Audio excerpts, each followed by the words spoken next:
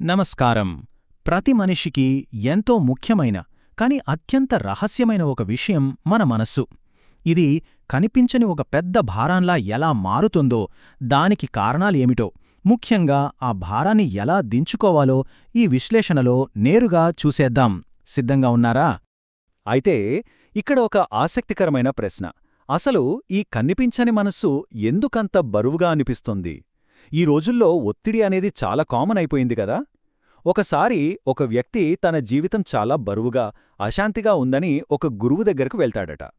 తాను ఏ కష్టమైన పని చేయకపోయినా ఎప్పుడూ ఏదో తెలియని ఒక పెద్ద భారాన్ని మోస్తున్నట్లుందని ఆవేదన చెందుతాడు.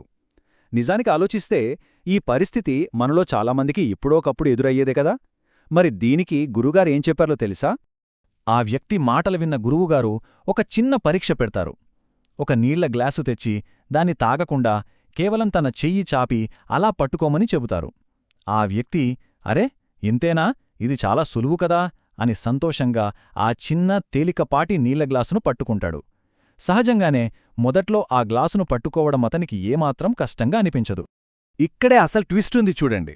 భౌతికంగా ఆ గ్లాస్లో ఏ మార్పు రాలేదు, దాని బరువు పెరగలేదు, అందులోని నీరు కూడా మారలేదు. ఒక నిమిషం పాటు అది చాలా తేలికగానే ఉంటుంది. కాని 10 నిమిషాల తర్వాత ఆ వ్యక్తి చేతులు నెమ్మదిగా నొప్పి పుట్టడం మొదలవుతుంది. ఆ గ్లాసుని ఎవరైనా కిందకు లాగుతున్నట్లుగా చాలా బరువుగా అనిపిస్తుంది. అదే 10 గంటలపాటు ఆ గ్లాసును పట్టుకుంటే ఖచ్చితంగా అది అస్సలు భరించలేని నరకమవుతుంది. వస్తువు అదే, కాని దానిని పట్టుకున్న సమయం దానిని ఒక భరించలేని భారంగా మార్చేసిందన్నమాట. ఈ నీళ్ల గ్లాసు ఉదాహరణ మన మానసిక ఆరోగ్యానికి 100% సరిపోతుంది. ఒక ఆలోచన రావడమనేది సమస్యే కాదు. అది మంచి ఆలోచనైనా చెడ్డ ఆలోచనైనా దానిని పట్టుకుని వదలకుండా సాధారణం కంటే ఎక్కువ కాలం అలాగే ఉంచుకోవటమే అసలు సమస్య. కేవలం ఒక ఆలోచనను అవసరమైన దానికంటే ఎక్కువసేపు మోయడమే దానిని ఒక భరించలేని భారంగా మారుస్తుంది. అర్థమవుతుంది కదా? ఎందుకంటే మన మనస్సు అనేది తలుపులు లేని ఒక పెద్ద సామ్రాజ్యంలాంటిది. దానికి ఎలాంటి భౌతికమైన హద్దులు లేవు, గోడలు లేవు. దీనివల్ల ఏమవుతుంది? ఎలాంటి వడపోత లేకుండానే, ఫిల్టర్ లేకుండానే లక్షలాది ఆలోచనలు అనునిత్యం అందులోకి ప్రవేశిస్తూనే ఉంటాయి. ఏది పడితే అది, ఎలాంటి అడ్డంకి లేకుండా మనస్సులోకి స్వేచ్ఛగా వచ్చేస్తూనే ఉంటుంది. దీన్ని మరింత బాగా అర్థం చేసుకోవడానికి ప్రఖ్యాత జెన్ మాస్టర్ థిచ్ నాట్ హ్యాండ్ చెప్పిన ఒక అద్భుతమైన ఉదాహరణను చూద్దాం. మన ఇంటి తలుపులు తెరిచున్నప్పుడు ఎవరైనా రావొచ్చు, వెళ్ళొచ్చు. కాని మన టీం తాగుతూ ప్రశాంతంగా ఉండాలి తప్ప వచ్చిన ప్రతి ఒక్కరినీ లోపల కూర్చోబెట్టి వాళ్లతో టీ తాగుతూ ముచ్చట్లు పెట్టకూడదు. అంటే మనస్సులోకి రకరకాల ఆలోచనలు వస్తాయి, పోతాయి. కానీ వాటిని ప్రత్యేకంగా ఆహ్వానించి వాటితో గంటల తరబడి సమయం గడపకూడదు. మన భౌతిక శరీరం చాలా తెలివైనది కదండి. ఒక తల్లి తన బిడ్డను ఎంతగా ప్రేమించినా 10 గంటలపాటు నిరంతరాయంగా ఎత్తుకునుండలేదు. ఒకానొక సమయంలో శరీరం అలసిపోయి బిడ్డను వేరొకరికివ్వమని లేదా కింద దించుమని చెబుతుంది. అంటే శరీరం ఒక బరువును శాశ్వతంగా మోయడానికి సహజంగానే నిరాకరిస్తుంది. కాని విచిత్రంగా మన మనస్సు మాత్రం అనవసరమైన బరువులను మొండిగా మోస్తూనే ఉంటుంది. అదే అసలు సమస్య. దీన్ని ఇంకోలా చెప్తాను. మనం బయటకు ఒక ఖాళీ సంచి తీసుకువెళ్ళినప్పుడు ఏం చేస్తాం? అందులో కేవలం మనకు కావలసిన ఒక పెన్ లేదా కొన్ని కూరగాయలు మాత్రమే ఎంతో జాగ్రత్తగా ఎంచుకుని వేసుకుంటాం. రోడ్డు మీద కనిపించిన ప్రతి చెత్త వస్తును ఆ సంచిలో నింపం కదా. కాని మానసిక సంచి విషయానికొస్తే మనమలా ప్రవర్తించడం లేదు. ఇతరుల గురించిన విషయాలు, పాత గొడవలు లాంటి అనవసరమైన చెత్తనంతా ఎలాంటి ఎంపిక లేకుండా మనసనే ఆ కనిపించిన సంచిలో అత్యంత నిర్లక్ష్యంగా ఇష్టం వచ్చినట్లు నింపేస్తున్నాం. అదే ఒక పిచ్చివాడు చేతికి ఒక సంచి ఇస్తే ఏం చేస్తాడో ఊహించండి. దారిలో కనిపించిన చెత్త, పారేసిన సిగరెట్ ముక్కలు, పనికిరాని వస్తువులన్నీ అందులో కుక్కేస్తాడు. చివరకు ఆ సంచి విపరీతమైన బరువు పెరిగిపోయి తీవ్రమైన దుర్వాసన రావడం మొదలవుతుంది. ఆందోళనతో నిండిన మన మనస్సు కూడా అక్షరాలా అలాంటిదే.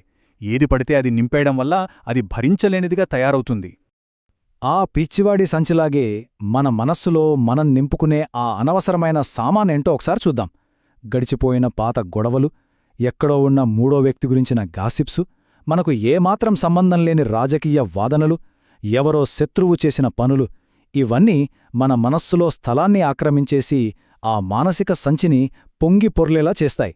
ఇవే మన అసలు భారం. మరి ఈ అనవసరమైన విషయాలతో మనస్సు అనే సంచి పూర్తిగా నిండిపోయినప్పుడు దాని లక్షణాలు వెంటనే బయటపడతాయి. రాత్రుళ్ళు నిద్రపట్టకపోవటం, శారీరక అశాంతి, హఠాత్తుగా ఎందుకు వస్తుందో తెలియని కోపం లేదా తీవ్రమైన దుఃఖం. ఇవన్నీ మనస్సనే సంచిలో మోయలేని చెత్త నిండిపోయిందనడానికి, మనస్సు అలిసిపోయిందనడానికి స్పష్టమైన సంకేతాలు. మీరు కూడా ఎప్పుడైనా ఇలా ఫీలయ్యారా? సరే, ఇప్పుడు అసలు విషయానికొద్దాం. మరి ఈ మనసును ఎలా ఖాళీ చెయ్యాలి?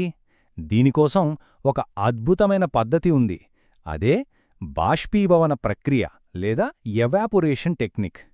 దీనికి కేవలం 3 స్పష్టమైన దశలున్నాయి. 1. ఆ భారం కలిగించే విషయం గురించి ఇతరులతో అస్సలు మాట్లాడొద్దు. 2. దాని గురించి ఆలోచించడం ఆపేయాలి. 3. దానికి సంబంధించిన వ్యక్తుల వైపుగాని వస్తువుల వైపుగాని చూడొద్దు. ఈ 3 పాటిస్తే చాలు మనసును ఖాళీ చేయడం ప్రారంభించవచ్చు. అయితే ఇక్కడ అత్యంత కీలకమైన విషయం ఒకటుంది. మనం ఒక ఆలోచనను పూర్తిగా విస్మరించడం మొదలుపెట్టిన 3 రోజుల్లోనే అది ఆవిరైపోవడం ప్రారంభమవుతుంది. కాని ఆ ఆలోచనకు సంబంధించిన ఆనవాళ్లు మనసులోంచి పూర్తిగా సమూలంగా కనుమరుగైపోవడానికి ఖచ్చితంగా 21 రోజులు పడుతుంది. ఈ 21 రోజులు ఆ 3 నియమాలను ఖచ్చితంగా పాటిస్తే మనసు మళ్లీ ప్రశాంతమైన స్థితికి చేరుకుంటుంది. That is the secret. ఆంగ్లంలో మన నుదిటి భాగాన్ని ఏమంటారో తెలుసా? టెంపుల్ అంటారు. ఇది కేవలం ఒక పదం మాత్రమే కాదు, ఎంతో లోతైన తాత్వికత దాగి ఉన్న విషయం. మన మనస్సు అనేది ఒక పవిత్రమైన దేవాలయం లాంటిది. అంతేగాని దాన్ని అనవసరమైన సమస్యలన్నీ దాచుకునే గ్యారేజ్లాగా ఎప్పటికీ మార్చకూడదు. దేవాలయం ఎప్పుడూ ఖాళీగా ప్రశాంతంగా ఉండాలి కదా.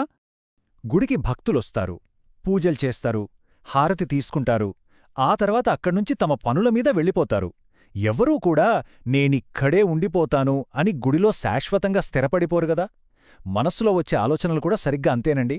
అవి కేవలం అతిథుల్లా వచ్చి వెళ్ళాలి తప్ప మనసులో ఎప్పటికీ స్థావరం ఏర్పరచుకోకూడదు.